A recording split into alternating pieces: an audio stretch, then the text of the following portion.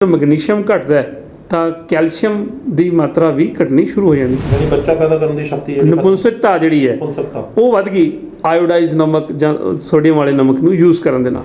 ਤਾਂ ਪੈਰਾਂ ਨੂੰ ਤਾਂ ਬਲੱਡ ਚਲਾ ਗਿਆ, ਪੈਰਾਂ ਤੋਂ ਵਾਪਸ ਜਿਹੜਾ ਬ੍ਰੇਨ ਨੂੰ ਆਉਂਦਾ ਵਾ 30 ਸਾਲ ਤੋਂ ਬਾਅਦ ਉਹਦੀ ਪਰਸੈਂਟੇਜ 'ਚ ਕਮੀ ਆ ਜਾਂਦੀ ਹੈ। ਈਵਨ 30 ਸਾਲ ਤੋਂ ਬਾਅਦ ਬੋਡੀ ਦੀ ਐਕਟੀਵਿਟੀ ਬੰਦੇ ਦੀ ਘੱਟ ਹੁੰਦੀ ਹੈ, ਬ੍ਰੇਨ ਦੀ ਐਕਟੀਵਿਟੀ, ਬ੍ਰੇਨ ਦੇ ਜਿਹੜੇ ਵਰਕਿੰਗ ਕੈਟਾਗਰੀਜ਼ ਨੇ ਉਹ ਵਧੀਆ ਹੁੰਦੀਆਂ ਨੇ।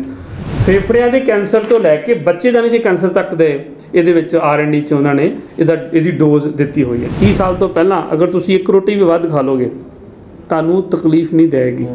30 ਸਾਲ ਤੋਂ ਬਾਅਦ ਤੁਸੀਂ ਅੱਧੀ ਰੋਟੀ ਵੀ ਵੱਧ ਖਾ ਲੋਗੇ ਤੁਹਾਨੂੰ ਰਾਤ ਨੂੰ ਸੌਣਾ ਮੁਸ਼ਕਲ ਹੋ ਜਾਏਗਾ। ਸਭ ਤੋਂ ਪਹਿਲਾਂ 30 ਸਾਲ ਤੋਂ ਬਾਅਦ ਸਾਡਾ ਕੈਲਸ਼ੀਅਮ ਰਿਡਿਊਸ ਹੋਣ ਲੱਗ ਪੈਂਦਾ ਹੈ।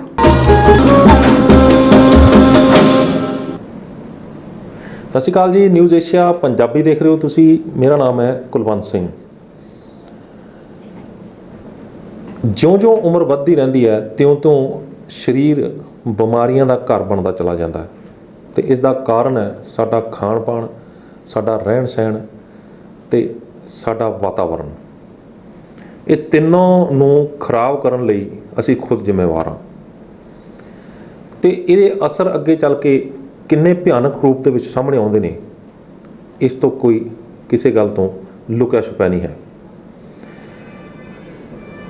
ਇਹਦੇ ਸਾਰੇ ਵਰਤਾਰੇ ਨੂੰ ਕਿਸ ਤਰੀਕੇ ਨਾਲ ਅਸੀਂ ਸੈੱਟ ਕਰ ਸਕਦੇ ਹਾਂ, ਕਿਸ ਤਰੀਕੇ ਦੇ ਨਾਲ ਅਸੀਂ ਆਪਣੇ ਸਰੀਰ ਨੂੰ ਇਹ ਸਾਰਾ ਕੁਝ ਚੱਲਣ ਦੇ ਬਾਵਜੂਦ ਵੀ ਆਪਾਂ ਕਿਸ ਤਰੀਕੇ ਨਾਲ ਜੋ ਆਪਣੇ ਹੱਥ 'ਚ ਘੱਟੋ ਘੱਟ ਉਸ ਨੂੰ ਤਾਂ ਆਪਾਂ ਸੈੱਟ ਕਰ ਸਕਦੇ ਹਾਂ।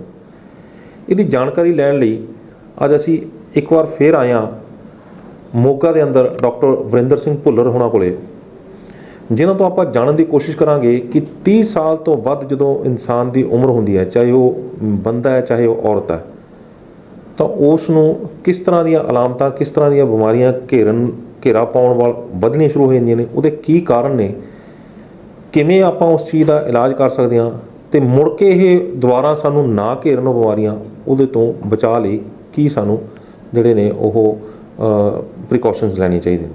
ਡਾਕਟਰ ਸਾਹਿਬ, ਤੁਹਾਡਾ ਨਿਊਜ਼ ਏਸ਼ੀਆ ਪੰਜਾਬੀ ਦੇ ਬਹੁਤ ਬਹੁਤ ਸਵਾਗਤ ਹੈ ਜੀ। ਧੰਨਵਾਦ ਜੀ ਨਿਊਜ਼ ਏਸ਼ੀਆ ਪੰਜਾਬੀ ਚੈਨਲ ਦਾ, ਸਾਰੀ ਟੀਮ ਦਾ, ਕੁਲਵੰਤ ਜੀ ਸਪੈਸ਼ਲੀ ਤੁਹਾਡਾ। ਡਾਕਟਰ ਸਾਹਿਬ, ਉਮਰ ਵੱਧਦੀ ਚਲੀ ਜਾਂਦੀ ਹੈ ਬੰਦੇ ਦੀ ਅਤੇ ਉੱਦਾਂ ਹੀ ਜਿਹੜੀਆਂ ਬਿਮਾਰੀਆਂ ਉਹ ਬੰਦੇ ਵੱਲ ਵਧਣੀਆਂ ਸ਼ੁਰੂ ਹੋ ਜਾਂਦੀਆਂ, ਉਮਰ ਦੇ ਨਾਲ ਨਾਲ ਬਿਮਾਰੀਆਂ ਵੀ ਵਧਦੀਆਂ ਸ਼ੁਰੂ ਹੋ ਜਾਂਦੀਆਂ ਨੇ।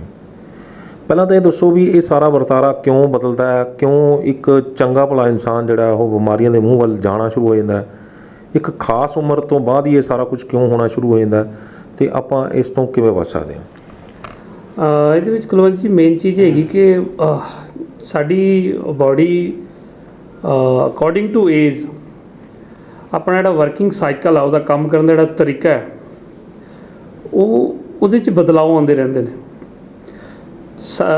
ਸਾਡਾ ਕੰਮ ਇੱਕੋ ਹੀ ਹੈ ਕਿਉਂਕਿ ਅਸੀਂ ਇਸ ਬਾਡੀ ਦੇ ਚਾਲਕ ਹਾਂ। ਆਪਾਂ ਅਕਸਰ ਇੱਕ ਚੀਜ਼ ਕਹਿੰਦੇ ਹਾਂ ਕਿ ਮੇਰਾ ਸਰੀਰ, ਆਪਾਂ ਇਹ ਨਹੀਂ ਕਹਿੰਦੇ ਮੈਂ ਸਰੀਰ। ਮੇਰਾ ਜਿੱਥੇ ਸ਼ਬਦ ਆ ਜਾਂਦਾ ਇਹਦਾ ਮਤਲਬ ਤੁਸੀਂ ਔਰ ਬਾਡੀ, ਇਹ ਦੋ ਚੀਜ਼ਾਂ ਨੇ, ਠੀਕ ਹੈ। ਤਾਂ ਜੇ ਮੇਰਾ ਸਰੀਰ ਹੈ ਤਾਂ ਮੈਂ ਇਹਦਾ ਚਾਲਕ ਹਾਂ। ਐਜ਼ ਏ ਚਾਲਕ, ਐਜ਼ ਏ ਡਰਾਈਵਰ, ਸਾਨੂੰ ਇਹਦੇ ਬਦਲਦੇ ਹੋਏ ਜੋ ਇਹਦੇ 'ਚ ਤਬਦੀਲੀਆਂ ਆਉਣੀਆਂ, ਬਦਲਾਓ ਆਉਣੇ ਨੇ ਅਕੋਰਡਿੰਗ ਟੂ ਏਜ, ਉਹਨਾਂ ਦੀ ਅੱਜ ਦੇ ਸਮੇਂ ਦੇ ਵਿੱਚ, ਪਹਿਲਾ ਸਮਾਂ ਸੀ ਚੱਲ ਜਾਂਦਾ ਸੀ, ਤੁਹਾਨੂੰ ਨਹੀਂ ਵੀ ਸਿਹਤ ਬਾਰੇ ਕੋਈ ਗਿਆਨ ਤਾਂ ਜ਼ਿੰਦਗੀ ਚੱਲਦੀ ਸੀ, ਲੇਕਿਨ ਅੱਜ ਨਹੀਂ, ਠੀਕ ਹੈ। ਅੱਜ ਜੇ ਲਾਈਫ ਦੀ ਬਹੁਤ ਮਾਡਰਨ ਹੈ, ਜੇ ਅਗਰ ਲਾਈਫ ਦੀ ਸਪੀਡ ਬਹੁਤ ਤੇਜ਼ ਹੈ ਤਾਂ ਉਹਦੇ 'ਚ ਸਾਨੂੰ ਸਾਵਧਾਨੀਆਂ ਵੀ ਬਹੁਤ ਜ਼ਿਆਦਾ ਵਰਤਣੀਆਂ ਪੈ ਰਹੀਆਂ ਨੇ। ਤਾਂ ਉਹਨਾਂ ਸਾਵਧਾਨੀਆਂ ਦੇ ਵਿੱਚੋਂ ਹੀ ਇੱਕ ਚੀਜ਼ ਹੈ ਕਿ ਅਸੀਂ ਸਰੀਰ ਦੇ ਅਕੋਰਡਿੰਗ ਟੂ ਏਜ ਜੋ ਬਦਲਾਅ ਨੇ ਉਹਨਾਂ ਦੇ ਪ੍ਰਤੀ ਥੋੜ੍ਹਾ ਕੌਨਸ਼ੀਅਸ ਹੋਈਏ, ਜਾਗਰੂਕ ਹੋਈਏ, ਤਾਂ ਅਸੀਂ ਆਪਣੀ ਲਾਈਫ ਨੂੰ ਲੰਬਾ ਲਿਜਾ ਸਕਦੇ ਹਾਂ, ਠੀਕ ਹੈ। ਬਿਨਾਂ ਕਿਸੇ ਕੋਈ ਤਕਲੀਫ, ਬਿਨਾਂ ਕਿਸੇ ਰੋਗ ਦੇ ਵੀ ਇਹਨੂੰ ਲੰਬਾ ਲਿਜਾ ਸਕਦੇ ਹੈਗੇ ਹਾਂ। ਔਰ ਉਸ ਬਦਲਾਅ ਨੂੰ ਦੀ ਜਿਹੜੀ ਸਮਝ ਹੈ ਉਹ ਜਿਹੜੀ ਵੀ ਇਨਸਾਨ ਨੂੰ ਅਗਰ ਅਕੋਰਡਿੰਗ ਟੂ ਏਜ ਆ ਗਈ ਤਾਂ ਉਹ ਕਾਫੀ ਮੁਸ਼ਕਿਲਾਂ ਤੋਂ ਉਹ ਬਚ ਸਕਦਾ। ਉਦਾਹਰਨ ਦੇ ਤੌਰ 'ਤੇ ਜਿਵੇਂ ਪਹਿਲਾਂ 3 ਸਾਲ, ਫਿਰ 13 ਸਾਲ, ਦੈਨ 23 ਸਾਲ, ਉਸ ਤੋਂ ਬਾਅਦ 33 ਸਾਲ, ਦੈਨ 43 ਸਾਲ, ਇਹ ਇਸ 10-10 ਸਾਲ ਦਾ ਜਿਹੜਾ ਸਾਈਕਲ ਹੈ ਉਹ ਬਦਲਾਅ ਦਾ ਸਾਈਕਲ ਹੈ। ਔਰ ਇਹਦੇ ਵਿੱਚ ਇੱਕ ਸਭ ਤੋਂ ਵੱਡਾ ਟਰਨਿੰਗ ਪੁਆਇੰਟ ਹੈਗਾ ਉਹ ਹੈਗਾ 30 ਸਾਲ। ਜਦੋਂ ਸਾਡਾ ਸਰੀਰ 30 ਸਾਲ, ਪਹਿਲੇ 30 ਸਾਲ ਜਿਹੜਾ ਚੱਲਦਾ ਹੈ ਔਰ ਉਸ ਤੋਂ ਬਾਅਦ ਅਗਲੇ 30 ਸਾਲ ਲਈ ਜਿਹੜਾ ਚੱਲਣਾ ਹੁੰਦਾ ਉਹਨੇ, ਇੱਥੇ ਇੱਕ ਬਹੁਤ ਵੱਡਾ ਟਰਨਿੰਗ ਪੁਆਇੰਟ ਹੁੰਦਾ, ਲੇਕਿਨ ਇਸ ਟਰਨਿੰਗ ਪੁਆਇੰਟ ਦਾ ਸਾਨੂੰ ਪਤਾ ਨਹੀਂ ਹੁੰਦਾ। ਵੈਸੇ ਵੀ 30 ਸਾਲ ਇੱਕ ਉਹ ਏਜ ਹੈ ਜਿਸ ਏਜ ਦੇ ਵਿੱਚ ਇਨਸਾਨ ਬਹੁਤ ਸਾਰੀਆਂ ਜ਼ਿੰਮੇਵਾਰੀਆਂ ਦੇ ਵਿੱਚ ਫਸਿਆ ਹੁੰਦਾ, ਠੀਕ ਹੈ। ਉਹਦੇ ਉੱਤੇ ਇੱਕ ਫੈਮਿਲੀ ਦੀ ਜ਼ਿੰਮੇਵਾਰੀ ਆ ਚੁੱਕੀ ਹੁੰਦੀ ਹੈ, ਹਾਂਜੀ, ਕੈਰੀਅਰ ਦੀ ਬਣਾਉਣ ਦੀ ਜ਼ਿੰਮੇਵਾਰੀ ਆ ਚੁੱਕੀ ਹੁੰਦੀ ਹੈ, ਫਿਊਚਰ ਦੀ ਜ਼ਿੰਮੇਵਾਰੀ ਹੁੰਦੀ, ਬੱਚਿਆਂ ਦੀ ਜ਼ਿੰਮੇਵਾਰੀ ਹੁੰਦੀ ਹੈ, ਠੀਕ ਹੈ। ਤਾਂ ਉਹਦੇ ਰੋਲ ਬਹੁਤ ਆ ਚੁੱਕੇ ਹੁੰਦੇ ਨੇ, ਤਾਂ ਉਹ ਸਟ੍ਰੈਸ ਲੈਵਲ ਵੀ ਉਹਦਾ ਬਹੁਤ ਜ਼ਿਆਦਾ ਹੁੰਦਾ। ਹੁਣ ਚਲੋ ਇਹ ਤਾਂ ਸਭ ਦੇ ਨਾਲ ਹੀ ਹੈ। ਆਪਣਾ ਕੰਮ ਕੀ ਹੈਗਾ ਕਿ ਅਸੀਂ ਫਿਜ਼ੀਕਲੀ ਅਗਰ ਆਪਣੇ ਆਪ ਨੂੰ ਫਿੱਟ ਰੱਖਣਾ, ਲੰਬੀ ਉਮਰ ਲਈ ਬਾਡੀ ਨੂੰ ਤਿਆਰ ਕਰਕੇ ਰੱਖਣਾ ਹੈਗਾ, ਤਾਂ ਸਾਨੂੰ ਇੰਨੀ ਸੈਂਸ ਥੋੜ੍ਹੀ ਜਿਹੀ ਆਪਣੀ ਇੰਪਰੂਵ ਕਰਨੀ ਪਏਗੀ ਕਿ 30 ਸਾਲ ਤੋਂ ਬਾਅਦ ਮੈਂ ਆਪਣੇ ਸਰੀਰ ਨੂੰ ਕਿਸ ਤਰ੍ਹਾਂ ਚਲਾਵਾਂ। 30 ਸਾਲ ਤੋਂ ਪਹਿਲਾਂ ਵੱਡਾ ਐਡਵਾਂਟੇਜ ਇਹ ਹੁੰਦਾ ਕਿ ਸਾਡੀ ਇਮਿਊਨਿਟੀ ਬਹੁਤ ਅੱਛੀ ਹੁੰਦੀ ਹੈ। 30 ਸਾਲ ਤੋਂ ਬਾਅਦ ਸਾਡੀ ਉਹੀ ਇਮਿਊਨਿਟੀ ਲੈਵਲ ਜਿਹੜਾ ਕਿ ਘਟਣਾ ਸ਼ੁਰੂ ਹੋ ਜਾਂਦਾ। ਹੁਣ ਇਹ 'ਚ ਜਿਹੜੇ ਮੇਜਰ ਬਦਲਾਅ ਨੇ ਮੋਟੇ ਮੈਂ ਤੁਹਾਡੇ ਨਾਲ ਸ਼ੇਅਰ ਕਰੂੰਗਾ। ਸਭ ਤੋਂ ਪਹਿਲਾਂ 30 ਸਾਲ ਤੋਂ ਬਾਅਦ ਸਾਡਾ ਕੈਲਸ਼ੀਅਮ ਰਿਡਿਊਸ ਹੋਣ ਲੱਗ ਪੈਂਦਾ ਹੈ, ਘਟਣਾ ਸ਼ੁਰੂ ਹੋ ਜਾਂਦਾ, ਠੀਕ ਹੈ। ਹੁਣ ਜਦੋਂ ਕੈਲਸ਼ੀਅਮ ਘਟੇਗਾ ਤਾਂ ਹੱਡੀਆਂ ਦੀ ਪ੍ਰੋਬਲਮ ਆਏਗੀ। ਹੁਣ ਇਹਦੇ ਬਾਰੇ ਬਹੁਤ ਘੱਟ ਲੋਕਾਂ ਨੂੰ ਪਤਾ ਹੁੰਦਾ। ਅਸੀਂ ਉਵੇਂ ਹੀ ਚੱਲ ਰਹੇ ਹੁੰਦੇ ਜੋ ਅਸੀਂ 16 ਸਾਲ 17 ਸਾਲ ਜਾਂ 20 ਸਾਲ ਜਾਂ 23 ਸਾਲ ਦੀ ਉਮਰ ਦੇ ਵਿੱਚ ਆਪਣੀਆਂ ਆਦਤਾਂ ਪਕਾਈਆਂ ਹੁੰਦੀਆਂ ਨੇ। ਡਾਕਟਰ ਮਾਰਕ ਨਾਲ ਰੋਕਾਂਗਾ ਤੁਹਾਨੂੰ ਕਿ ਕੈਲਸ਼ੀਅਮ ਘਟਣਾ ਕਿਉਂ ਸ਼ੁਰੂ ਹੋ ਜਾਂਦਾ 30 ਸਾਲ ਤੋਂ ਬਾਅਦ? ਉਹ ਇੱਕ ਬਾਡੀ ਦਾ ਇੱਕ ਸਾਈਕਲ ਹੈ, ਸੁਭਾਅ ਹੈ, ਠੀਕ ਹੈ। ਔਰ ਉਹ ਜਿਹੜਾ ਕੈਲਸ਼ੀਅਮ ਘਟਦਾ, ਵੈਸੇ ਤਾਂ ਉਹਦਾ ਇੱਕ ਟੈਕਨੀਕਲੀ ਰੀਜ਼ਨ ਜੋ according to doctor Linus Pauling, ਜਿਨ੍ਹਾਂ ਦੀ ਥਿਊਰੀ ਨੂੰ ਅਸੀਂ ਪ੍ਰਮੋਟ ਵੀ ਕਰ ਰਹੇ ਹੈਗੇ, ਉਹਨਾਂ ਦੇ ਮੁਤਾਬਕ ਇਹ ਹੈਗਾ ਕਿ ਸਾਡੀ ਬਾਡੀ 'ਚ ਮੈਗਨੀਸ਼ੀਅਮ ਦੀ ਮਾਤਰਾ ਘਟ ਜਾਂਦੀ ਹੈ, ਠੀਕ ਹੈ। ਜਦੋਂ ਮੈਗਨੀਸ਼ੀਅਮ ਘਟਦਾ ਤਾਂ ਕੈਲਸ਼ੀਅਮ ਦੀ ਮਾਤਰਾ ਵੀ ਘਟਣੀ ਸ਼ੁਰੂ ਹੋ ਜਾਂਦੀ, ਕਿਉਂਕਿ ਦੋਨੋਂ ਕੰਬੀਨੇਸ਼ਨ 'ਚ ਹੀ ਬਾਡੀ 'ਚ ਜਾ ਕੇ ਕੰਮ ਕਰਦੇ ਨੇ, ਠੀਕ ਹੈ। ਤਾਂ ਅੱਛਾ, ਇਹ ਤਾਂ ਹੋ ਗਿਆ ਕਿ ਟੈਕਨੀਕ। ਦੂਸਰਾ ਰੀਜ਼ਨ ਹੈਗਾ ਕਿ 30 ਸਾਲ ਤੋਂ ਬਾਅਦ ਸਾਡੇ ਜਿਹੜੇ ਖਾਣ ਪੀਣ ਦੀਆਂ ਚੀਜ਼ਾਂ ਨੇ, ਸਾਨੂੰ ਉਹਦੇ 'ਚ ਇੰਪਰੂਵਮੈਂਟ ਕਰਨ ਦੀ ਜ਼ਰੂਰਤ ਪੈਂਦੀ ਆ, ਹੋਣੀ ਚਾਹੀਦੀ ਹੈ। ਫੋਰ ਐਗਜ਼ਾਮਪਲ ਅਸੀਂ ਅਕਸਰ ਐਡਵਾਈਸ ਕਰਦੇ ਹਾਂ ਆਪਣੇ ਪੇਸ਼ੈਂਟ ਨੂੰ ਕਿ ਜੇ ਤੁਹਾਡੀ ਉਮਰ 30 ਸਾਲ ਨੂੰ ਕ੍ਰਾਸ ਕਰ ਗਈ ਹੈ ਤਾਂ ਆਪਣੇ ਬ੍ਰੇਕਫਾਸਟ ਦੇ ਵਿੱਚ ਡਰਾਈ ਫਰੂਟ ਐਡ ਕਰੋ, ਠੀਕ ਹੈ। ਆਪਣੇ ਜਿਹੜੀ ਅਨਾਜ ਦੀ ਮਾਤਰਾ ਹੈ ਉਹਨੂੰ ਲਿਮਟਡ ਕਰੋ, ਠੀਕ ਹੈ। ਕਿਉਂਕਿ ਅਨਾਜ 30 ਸਾਲ ਤੋਂ ਪਹਿਲਾਂ ਅਗਰ ਤੁਸੀਂ ਇੱਕ ਰੋਟੀ ਵੀ ਵੱਧ ਖਾ ਲੋਗੇ ਤੁਹਾਨੂੰ ਤਕਲੀਫ ਨਹੀਂ ਦੇਵੇਗੀ। 30 ਸਾਲ ਤੋਂ ਬਾਅਦ ਤੁਸੀਂ ਅੱਧੀ ਰੋਟੀ ਵੀ ਵੱਧ ਖਾ ਲੋਗੇ ਤੁਹਾਨੂੰ ਰਾਤ ਨੂੰ ਸੌਣਾ ਮੁਸ਼ਕਿਲ ਹੋ ਜਾਏਗਾ। ਰੀਜ਼ਨ ਹੈ ਕਿ 30 ਸਾਲ ਤੋਂ ਬਾਅਦ ਸਾਡਾ ਜਿਹੜਾ ਡਾਈਜੈਸਟਿਵ ਟਰੈਕ ਹੈ ਉਹ ਪਹਿਲਾਂ ਨਾਲੋਂ ਕਮਜ਼ੋਰ ਹੋ ਚੁੱਕਿਆ ਹੁੰਦਾ, ਉਹਦਾ ਜਿਹੜਾ ਵਰਕਿੰਗ ਸਾਈਕਲ ਆ ਪਹਿਲਾਂ ਨਾਲੋਂ ਸਲੋ ਹੋ ਚੁੱਕਿਆ ਹੁੰਦਾ, ਠੀਕ ਹੈ। ਉਹਦੇ ਲਈ ਅੱਧੀ ਰੋਟੀ ਨੂੰ ਵੀ ਪਚਾਉਣਾ ਓਵਰਵਰਕ ਦੇ ਰੂਪ 'ਚ ਹੁੰਦਾ, ਤਾਂ ਉਹ ਉਸ ਇੰਨੇ ਸਾਲ ਚੱਲਣ ਤੋਂ ਬਾਅਦ ਸਰੀਰ ਅੱਧੀ ਰੋਟੀ ਦੇ ਲਈ ਵੀ ਓਵਰਵਰਕ ਕਰਨ ਲਈ ਤਿਆਰ ਨਹੀਂ ਹੁੰਦਾ। ਅਗਰ ਅਸੀਂ ਆਪਣੀ ਭੁੱਖ ਨੂੰ ਰੱਖ ਕੇ ਰੋਟੀ ਖਾਂਦੇ ਹਾਂ, ਆਪਣੇ ਫੂਡ ਦੇ ਵਿੱਚ ਅਸੀਂ ਡਰਾਈ ਫਰੂਟ ਦੀ ਮਾਤਰਾ ਇਨਕਰੀਜ਼ ਕਰਦੇ ਹੈਗੇ।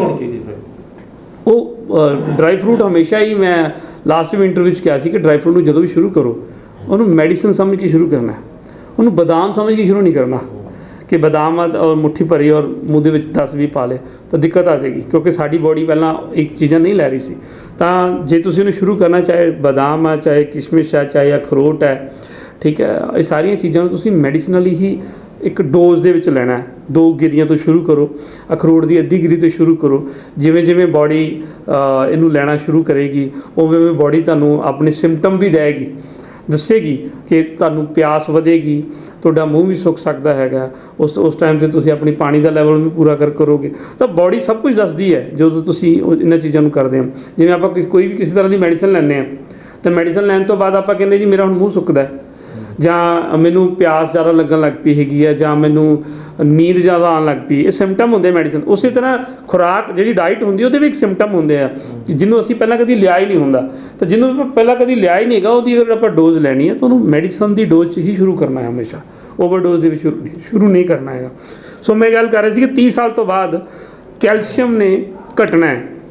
ਇਹ ਰੋਗ ਨਹੀਂ ਹੈ, ਇਹ ਸਰੀਰ ਦਾ ਇੱਕ ਸੁਭਾਅ ਹੈ, ਸਾਨੂੰ ਇਹਦੀ ਸਮਝ ਹੋਣੀ ਚਾਹੀਦੀ ਹੈ।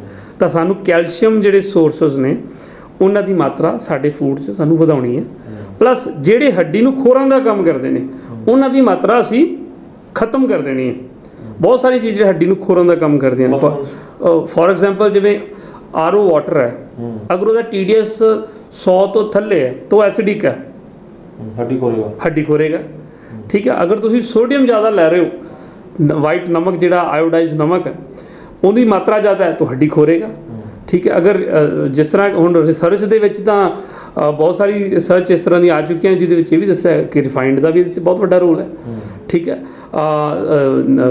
ਜਿਹੜੀ ਖੰਡ ਹੈ ਉਹਦਾ ਵੀ ਬਹੁਤ ਵੱਡਾ ਰੋਲ ਹੈ ਇਹਦੇ ਵਿੱਚ। ਤਾਂ ਸਾਨੂੰ ਇਹਨਾਂ ਚੀਜ਼ਾਂ ਦਾ ਇਨਟੇਕ ਖਤਮ ਕਰਨਾ ਪਏਗਾ। 30 ਸਾਲ ਤੱਕ ਸਾਡੀ ਬਾਡੀ ਇਹਨਾਂ ਚੀਜ਼ਾਂ ਨੂੰ ਲੈਂਦੇ ਰਿਐਕਟ ਤਾਂ ਨਹੀਂ ਕਰਦੀ ਕਿ ਉਦੋਂ ਬਾਡੀ ਕੋਲ ਇਮਿਊਨਿਟੀ ਹੁੰਦੀ ਹੈ। 30 ਸਾਲ ਤੋਂ ਬਾਅਦ ਉਹ ਇਮਿਊਨਿਟੀ ਲੈਵਲ ਘਟ ਚੁੱਕਿਆ ਹੁੰਦਾ ਹੈ ਔਰ ਇਹਨਾਂ ਦੀ ਥੋੜੀ ਜਿਹੀ ਮਾਤਰਾ ਵੀ ਰਿਐਕਸ਼ਨ ਕਰਦੀ ਹੈ ਬਾਡੀ ਦੇ ਵਿੱਚ। ਡਾਕਟਰ ਸਾਹਿਬ ਤੁਸੀਂ ਇੱਕ ਗੱਲ ਕੀਤੀ ਹੈ ਕਿ ਨਮਕ ਜਿਹੜਾ ਉਹ ਹੱਡੀ ਖੋਰਦਾ ਹੈ ਜੀ। ਪਰ ਨਮਕ ਤੋਂ ਬਿਨਾਂ ਤਾਂ ਫਿਰ ਗੱਲ ਬਣਦੀ ਹੀ ਨਹੀਂ, ਕਿਸੇ ਸਬਜ਼ੀ ਦਾ ਸਵਾਦ ਹੀ ਨਹੀਂ ਆਉਂਦਾ, ਫਿਰ ਨਮਕ ਖਾਏ ਕਿਹੜਾ ਬੰਦਾ? ਨਹੀਂ, ਜਿਹਦੇ 'ਚ ਸੋਡੀਅਮ ਦੀ ਮਾਤਰਾ ਜ਼ਿਆਦਾ ਹੈ, ਠੀਕ, ਓਵਰ ਐਕਸੈਸ ਮਾਤਰਾ ਸੋਡੀਅਮ ਦੀ ਉਹ ਖੋਰਦਾ ਹੈਗਾ। ਵੈਸੇ ਵੀ ਨਮਕ ਨੂੰ ਤੁਸੀਂ ਇੱਕ ਲਿਮਟਿਡ ਅਮਾਊਂਟ ਦੇ ਵਿੱਚ ਹੀ ਲੈਣਾ ਚਾਹੀਦਾ ਹੈਗਾ। ਔਰ ਬਾਕੀ ਨਮਕ ਹੁਣ ਸੇਂਦਾ ਨਮਕ ਆਉਂਦਾ, ਠੀਕ ਹੈ, ਹੁਣ ਉਹਦਾ ਜੇ ਤੁਸੀਂ ਸੇਵਨ ਆਪਣੇ ਫੂਡ ਦੇ ਵਿੱਚ ਕਰਦੇ ਆ, ਕੁਕਿੰਗ 'ਚ ਯੂਜ਼ ਕਰਦੇ ਆ, ਤੇ ਉਹ ਜਿਹੜਾ ਕਿ BP ਹਾਈਪਰਟੈਂਸ਼ਨ ਦੇ ਪੇਸ਼ੈਂਟ ਨੂੰ ਉਹ ਰਿਲੀਫ ਵੀ ਦਿੰਦਾ। ਹੁਣ ਸੇਂਦਾ ਯਾਨੀ ਕਿ ਤੁਸੀਂ ਇਹ ਕਹਿ ਰਹੇ ਹੋ ਕਿ ਜਿਹੜਾ ਬਲੱਡ ਪ੍ਰੈਸ਼ਰ ਦਾ ਮਰੀਜ਼ ਹੈ ਉਹ ਨਮਕ ਨਾਲ ਠੀਕ ਹੋ ਜਾਏਗਾ? ਬਿਲਕੁਲ ਜੀ, ਨਮਕ ਚੇਂਜ ਕਰਨ ਦੇ ਨਾਲ ਤੁਹਾਨੂੰ ਰਿਲੀਫ ਮਿਲੇਗਾ ਜੀ। ਜਿਹੜਾ ਆਇਓਡਾਈਜ਼ ਨਮਕ ਜਾਂ ਸੋਡੀਅਮ, ਜਿਸ 'ਚ ਸੋਡੀਅਮ ਦੀ ਮਾਤਰਾ ਜ਼ਿਆਦਾ ਹੈ, ਉਸ ਨਮਕ ਨੂੰ ਅਗਰ ਅਸੀਂ ਇਨਟੇਕ ਕਰਦੇ ਹਾਂ ਤਾਂ ਡੈਫੀਨੇਟਲੀ ਸਾਨੂੰ ਪ੍ਰੋਬਲਮ ਤਾਂ ਆਏਗੀ ਉਹਦੇ ਵਿੱਚ। ਹਾਂ, ਜਿਹੜਾ ਸੇਂਦਾ ਨਮਕ ਨੇ ਉਹਦੇ 'ਚ ਨੈਚੁਰਲੀ ਮਿਨਰਲਸ ਦੀ ਮਾਤਰਾ ਜ਼ਿਆਦਾ ਹੁੰਦੀ ਹੈ, ਠੀਕ ਹੈ। ਮੇਰੇ ਕੋਲੇ ਕੁਝ ਇੱਥੇ ਨਮਕ ਪਏ ਨੇ, ਇਹ ਕਾਲਾ ਨਮਕ ਹੈ ਜਿਹੜਾ ਰੌਕ ਸਾਲਟ ਹੈ ਜੀ, ਤੇ ਇੱਕ ਆ ਜਿਹੜਾ ਚਿੱਟਾ ਨਮਕ ਹੈ ਰੌਕ ਸਾਲਟ ਹੈ, ਹਾਂ, ਪੱਥਰ ਇਹ ਸੇਂਦਾ ਨਮਕ, ਇਹ ਸੇਂਦਾ ਨਮਕ ਹੈ। ਇਹ ਪਲੱਸ ਕੁਝ ਨਮਕ ਜਿਹੜੇ ਨੇ ਉਹ ਬਾਜ਼ਾਰ 'ਚ ਵਿਕਦੇ ਨੇ, ਪਾਕਿਸਤਾਨੀ ਨਮਕ ਜਿਵੇਂ ਜਿਹਨੂੰ ਕਹਿੰਦੇ ਨੇ ਸੇਂਦਾ ਨਮਕ ਕਹਿ ਦਿੰਦੇ ਆ, ਮੈਡੀਕੇਟਡ ਨਮਕ ਕਹਿ ਦਿੰਦੇ ਆ ਜੀ ਜੀ। ਇਹਨਾਂ 'ਚ ਤੇ ਉਹਨਾਂ 'ਚ ਕੀ ਫਰਕ ਹੈ? ਇੱਕ ਨਮਕ ਤੁਹਾਡੇ ਕੋਲ ਵੀ ਆ ਪਿਆ ਹੋਇਆ ਕਿਹੜਾ ਹੈਗਾ, ਮਾਈਵੈਲ ਸਾਲਟ, ਜੀ ਜੀ, ਪਿੰਕ ਰੌਕ ਸਾਲਟ, ਜੀ ਜੀ, ਪਿੰਕ ਰੌਕ ਸਾਲਟ। ਤੇ ਇਹਨਾਂ 'ਚ ਕੀ ਫਰਕ ਹੈ?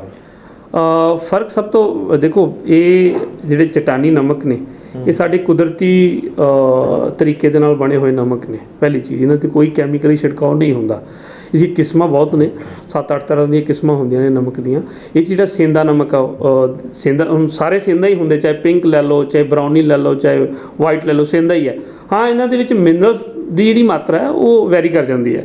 ਜਿਵੇਂ ਉਹ ਜਿਹੜਾ ਸੇਂਦਾ ਨਮਕ ਵਾਈਟ 'ਚ ਹੈ, ਇਹ 'ਚ 12 ਤਰ੍ਹਾਂ ਦੇ ਮਿਨਰਲਸ ਹੁੰਦੇ ਨੇ, ਠੀਕ ਹੈ, ਜਿਹੜੇ ਖਣਿਜ ਤੱਤ ਜਿਹਨੂੰ ਆਪਾਂ ਕਹਿ ਦਿੰਦੇ ਹਾਂ, ਜਿਹੜੇ ਸਾਡੀ ਬਾਡੀ ਨੂੰ ਰੋਜ਼ ਚਾਹੀਦੇ ਆ, ਠੀਕ ਹੈ। ਮਤਲਬ ਸਾਡਾ ਸਰੀਰ ਇੱਕ ਵੀ ਮਿਨਰਲਸ ਬਣਾਉਂਦਾ ਨਹੀਂ ਹੈ, ਬਾਹਰੋਂ ਆਉਂਦਾ, 24 ਘੰਟਿਆਂ ਬਾਅਦ ਨੂੰ ਨਵੇਂ ਚਾਹੀਦੇ, ਠੀਕ ਹੈ। ਔਰ ਉਹਦੀ ਪੂਰਤੀ ਨਮਕ ਦੇ ਥਰੂ ਹੁੰਦੀ ਹੈ ਜ਼ਿਆਦਾਤਰ। ਵੈਸੇ ਤਾਂ ਹੋਰ ਵੀ ਸੋਰਸ ਨੇ, ਲੇਕਿਨ ਨਮਕ ਦੇ ਥਰੂ ਜ਼ਿਆਦਾ ਬੜਾ ਈਜ਼ੀ ਵੇ ਨਾਲ ਹੋ ਜਾਂਦੀ ਹੈ ਜੇ ਨਮਕ ਹੈਲਦੀ ਹੈ।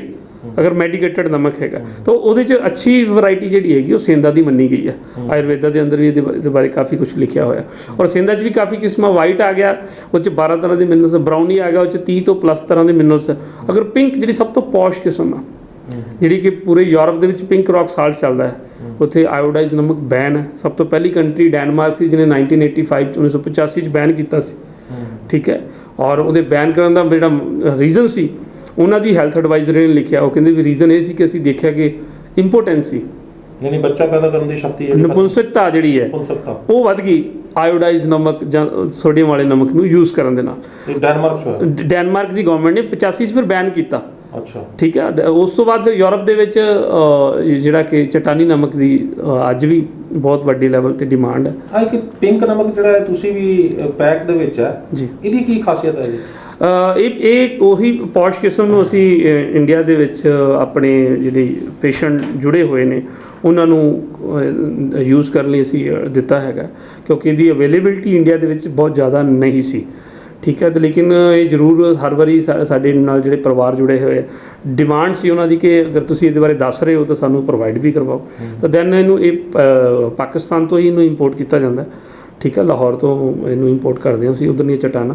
ਤਾਂ ਇਹਦੇ ਅੰਦਰ 84 ਤਰ੍ਹਾਂ ਦੇ ਮਿਨਰਲਸ ਪਾਏ ਜਾਂਦੇ ਨੇ ਔਰ ਇਹਦੇ 'ਚ ਮੈਕਸਿਮਮ ਇਹਨੂੰ ਮੈਗਨੀਸ਼ੀਅਮ ਸਲਫੇਟ ਇਹਦਾ ਮੇਨ ਜਿਹੜੇ ਕਿ ਮਿਨਰਲਸ ਇਹਦੇ 'ਚ, ਬਾਕੀ ਦੇ ਨਾਲ ਹੋਰ ਬਹੁਤ ਸਾਰੇ ਮਿਨਰਲਸ ਹੁੰਦੇ, ਕੈਲਸ਼ੀਅਮ ਆ, ਫਾਸਫੋਰਸ ਹੈ, ਬੋਰਨ ਆ, ਬਹੁਤ ਸਾਰੇ ਮਿਨਰਲਸ ਦੀ ਮਾਤਰਾ ਇਹਦੇ ਵਿੱਚ ਹੁੰਦੀ ਹੈ। ਹਾਂ, ਇਹਨੂੰ ਤੁਸੀਂ ਸੈਲਡ ਦੇ ਉੱਪਰ, ਇਹਨੂੰ ਤੁਸੀਂ ਆਪਣੇ ਫਰੂਟ ਦੇ ਉੱਪਰ, ਈਵਨ ਜਿਹਦਾ BP ਦੀ ਪ੍ਰੋਬਲਮ ਆ ਉਹਨੂੰ ਤੁਸੀਂ ਪਾਣੀ ਦੇ ਨਾਲ, ਗਰਮ ਪਾਣੀ ਦੇ ਨਾਲ, ਜਿਹਦਾ ਅਗਰ BP ਵੱਧ ਰਿਹਾ ਤਾਂ ਗਰਮ ਪਾਣੀ ਨਾਲ ਲੈਂਦਾ, ਅਗਰ BP ਘਟ ਰਿਹਾ ਤਾਂ ਨੋਰਮਲ ਪਾਣੀ 'ਚ ਮਿਕਸ ਕਰਕੇ ਲੈਂਦਾ, ਤਾਂ ਉਹਨੂੰ ਜਿਹੜੀ ਹਾਈਪਰਟੈਂਸ਼ਨ ਦੀ ਜਿਹੜੀ ਪ੍ਰੋਬਲਮ ਆ, BP ਦੀ ਜਿਹੜੀ ਸਮੱਸਿਆ ਹੈ, ਉਹਦੇ ਵਿੱਚ ਉਹਨੂੰ ਠੀਕ ਕਰਨ ਦੇ ਵਿੱਚ ਕਾਫੀ ਮਦਦ ਕਰਦਾ ਹੈ। ਯਾਨੀ ਨਮਕ ਦੇ ਨਾਲ ਬਲੱਡ ਪ੍ਰੈਸ਼ਰ ਠੀਕ ਕੀਤਾ ਜਾ ਸਕਦਾ ਹੈ, ਇਹ ਤੁਸੀਂ ਕਹਿ ਰਹੇ ਹੋ, ਜਦ ਕਿ ਅਕਸਰ ਇੱਕ ਧਾਰਨਾ ਬਣੀ ਹੋਈ ਹੈ ਕਿ ਨਮਕ ਨਾ ਖਾਓ ਬਲੱਡ ਪ੍ਰੈਸ਼ਰ ਵੱਧ ਜਾਏਗਾ। ਸਰ, ਬਲੱਡ ਪ੍ਰੈਸ਼ਰ ਨਮਕ ਨਾਲ ਨਹੀਂ, ਬਲੱਡ ਪ੍ਰੈਸ਼ਰ ਜਿਹੜਾ ਸੋਡੀਅਮ ਐਕਸੈਸ ਮਾਤਰਾ 'ਚ ਹੁੰਦਾ ਵਾ ਉਹਦੀ ਵਜ੍ਹਾ ਨਾਲ ਵੱਧਦਾ, ਠੀਕ ਹੈ। ਉਹੀ ਅਗਰ ਬਾਡੀ ਨੂੰ ਤੁਸੀਂ ਮੈਗਨੀਸ਼ੀਅਮ ਦੇ ਦਿਓ ਤਾਂ ਉਹਦੀ ਮੈਡੀਸਨ ਬਣ ਜਾਂਦਾ, ਉਹ ਮੈਡੀਸਨਲੀ ਉਹਦੇ ਜਿਹੜੇ ਤੱਤ ਹੁੰਦੇ ਨੇ ਬਾਡੀ ਨੂੰ ਯੂਜ਼ ਕਰਦੀ ਹੈ, ਅਤੇ ਇਹਦੇ 'ਚ ਮੈਗਨੀਸ਼ੀਅਮ ਦੀ ਮਾਤਰਾ ਅੱਛੇ ਲੈਵਲ 'ਤੇ ਹੁੰਦੀ ਹੈ, ਤਾਂ ਲੋਕ ਇਹਨੂੰ ਯੂਜ਼ ਕਰਦੇ। ਜੇ ਤੁਸੀਂ ਆਪਾਂ ਨੂੰ ਕੁਕਿੰਗ 'ਚ ਯੂਜ਼ ਕਰਦੇ ਆ ਤਾਂ ਤੁਹਾਨੂੰ ਰਿਲੀਫ ਕਾਫੀ ਲੈਵਲ 'ਤੇ, ਅੱਛੇ ਲੈਵਲ 'ਤੇ ਰਿਲੀਫ ਮਿਲਦਾ ਹੈ, ਔਰ BP ਦੀ ਪ੍ਰੋਬਲਮ ਤੋਂ ਬਾਹਰ ਆਉਣ ਦੇ ਵਿੱਚ ਤੁਹਾਡੀ ਹੈਲਪ ਕਰਦਾ ਹੈ। ਠੀਕ ਹੈ। ਅੱਛਾ, ਮੈਨੂੰ ਹੁਣ ਦੱਸੋ ਵੀ ਹੋਰ ਤੁਸੀਂ ਅੱਗੇ ਦੱਸ ਰਹੇ ਸੀ ਵੀ 30 ਸਾਲ ਤੋਂ ਬਾਅਦ ਜਿਹੜਾ ਇੱਕ ਤਾਂ ਕੈਲਸ਼ੀਅਮ ਘਟ ਜਾਂਦਾ ਹੈ, ਇੱਕ ਤਾਂ ਨਮਕ ਦੇ ਤੁਸੀਂ ਗੱਲਬਾਤ ਕੀਤੀ, ਅੱਗੇ ਹੋਰ? ਹਾਂ, ਕੈਲਸ਼ੀਅਮ ਦੇ ਵਿੱਚ ਮੈਂ ਸੋਰਸ ਦੀ ਗੱਲ ਕਰ ਰਿਹਾ ਸੀ, ਔਰ ਸਭ ਤੋਂ ਅੱਛਾ ਸੋਰਸ ਹੈਗਾ ਕਿ ਸਾਨੂੰ ਜਿਵੇਂ ਕਿ ਮੈਂ ਡਰਾਈ ਫਰੂਟ ਦੀ ਗੱਲ ਕੀਤੀ ਹੈਗੀ ਆ, ਦੂਸਰਾ ਕੇਲਾ। ਤੁਹਾਡੇ ਬ੍ਰੇਕਫਾਸਟ ਤੋਂ 2 ਘੰਟੇ ਬਾਅਦ 2 ਕੇਲੇ, ਜਿਹਦੀ ਏਜ 30 ਸਾਲ ਤੋਂ ਉੱਪਰ ਹੈ, 2 ਕੇਲੇ ਜ਼ਰੂਰ ਖਾਣੇ ਚਾਹੀਦੇ, ਤੁਹਾਡੀ ਡਾਈਟ ਦਾ ਹਿੱਸਾ ਹੋਣਾ ਚਾਹੀਦਾ। ਦਹੀਂ ਦੇ ਵਿੱਚ ਕੈਲਸ਼ੀਅਮ ਦੀ ਬਹੁਤ ਅੱਛੀ ਮਾਤਰਾ ਹੁੰਦੀ ਹੈ। ਈਵਨ ਦਹੀਂ ਦੇ ਵਿੱਚ ਮੈਗਨੀਸ਼ੀਅਮ ਵੀ ਹੁੰਦਾ, ਕਿਉਂਕਿ ਆਪਸ 'ਚ ਕੰਬੀਨੇਸ਼ਨ 'ਚ ਕੰਮ ਕਰਦੇ ਨੇ, ਠੀਕ ਹੈ। ਔਰ ਚੌਥੀ ਚੀਜ਼ ਹੈ ਕਿ ਗੁੜ ਦੇ ਵਿੱਚ rich source of calcium, iron, magnesium, potassium, phosphorus, ਇਹ ਸਾਰੇ ਤਰ੍ਹਾਂ ਦੇ ਮਿਨਰਲਸ ਗੁੜ 'ਚ ਪਾਏ ਜਾਂਦੇ ਨੇ, ਤਾਂ ਗੁੜ ਤੁਹਾਡੀ ਖੁਰਾਕ ਦਾ ਇੱਕ ਹਿੱਸਾ ਹੋਣਾ ਬਹੁਤ ਜ਼ਰੂਰੀ ਹੈ। ਦੋ ਚੀਜ਼ਾਂ ਨੇ। ਮੈਂ ਇੱਕ ਚੀਜ਼ ਕਹਿ ਰਿਹਾ ਹੈਗਾ ਕਿ ਜੇ 30 ਸਾਲ ਤੋਂ ਉੱਪਰ ਸਾਡੀ ਉਮਰ ਚਲੀ ਗਈ ਹੈ, ਸਭ ਤੋਂ ਪਹਿਲਾਂ ਕੈਲਸ਼ੀਅਮ ਦੇ ਸੋਰਸ ਵਧਾਉਣੇ ਨੇ, ਪਲੱਸ ਉਹਨੂੰ ਡਿਜ਼ੋਲਵ ਕਰਨ ਦੇ, ਹੱਡੀ ਨੂੰ ਖੋਰਨ ਦੇ ਜਿਹੜੇ ਕਾਰਨ ਨੇ ਉਹ ਵੀ ਪਿੱਛੇ ਖਤਮ ਕਰਨੇ ਨੇ, ਠੀਕ ਹੈ। ਇਹ ਨਹੀਂ ਹੈਗਾ ਕਿ ਅਸੀਂ RO ਵਾਟਰ ਵੀ ਪੀ ਰਹੇ ਹੈਗੇ ਹਾਂ, ਅਸੀਂ ਰਿਫਾਈਨਡ ਵਗੈਰਾ ਵੀ ਯੂਜ਼ ਕਰ ਰਹੇ ਹੈਗੇ ਹਾਂ, ਅਸੀਂ ਫਾਸਟ ਫੂਡ ਵੀ ਖਾ ਰਹੇ ਹੈਗੇ ਹਾਂ, ਅਤੇ ਨਾਲ ਅਸੀਂ ਕਹੀਏ ਅਸੀਂ ਇਹ ਵੀ ਸ਼ੁਰੂ ਕਰ ਲਾਂਗੇ, ਫਿਰ ਬਾਡੀ ਰਿਕਵਰੀ ਨਹੀਂ ਕਰ ਪਾਏਗੀ, ਕਿਉਂਕਿ ਉਸ ਟਾਈਮ 'ਤੇ ਵੈਸੇ ਹੀ ਬਾਡੀ ਦਾ ਰਿਕਵਰੀ ਸਾਈਕਲ ਸਲੋ ਹੋ ਚੁੱਕਿਆ ਹੁੰਦਾ। ਨਾਰੀਅਲ ਤੇ ਜਿਹੜਾ ਮਖਾਣੇ, ਇਹ ਵੀ ਸੋਰਸ ਨੇ? ਜੀ, ਫੁੱਲ ਮਖਾਣੇ ਜਿਹੜੇ ਬਹੁਤ ਅੱਛਾ ਹੈਲਦੀ ਸੋਰਸ ਹੈ ਕੈਲਸ਼ੀਅਮ ਦਾ, ਬਹੁਤ ਅੱਛਾ ਸੋਰਸ ਹੈ। ਸੋ ਇਹਦੇ ਬਾਰੇ ਸਾਨੂੰ ਜਾਣਕਾਰੀ ਹੋਣੀ ਚਾਹੀਦੀ। ਇਹ ਅਸੀਂ ਡਾਈਟ 'ਚ ਐਡ ਕਰਨੇ ਨੇ।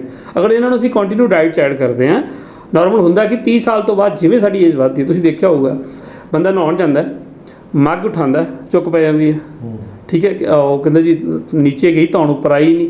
ਅਤੇ ਨਿੱਕੀਆਂ ਹਰਕਤਾਂ ਦੇ ਵਿੱਚ ਵੀ ਫਿਰ ਸਾਨੂੰ ਉਹ ਪੈਨਿਕ ਕਰਦੀਆਂ ਨੇ ਬਹੁਤ ਜ਼ਿਆਦਾ। ਸੀੜੀਆਂ ਚੜ੍ਹਦਾ, ਉਹ ਨਹੀਂ ਚੜ੍ਹਿਆ ਜਾਂਦਾ, ਦਿੱਕਤ ਆਉਂਦੀ ਹੈ।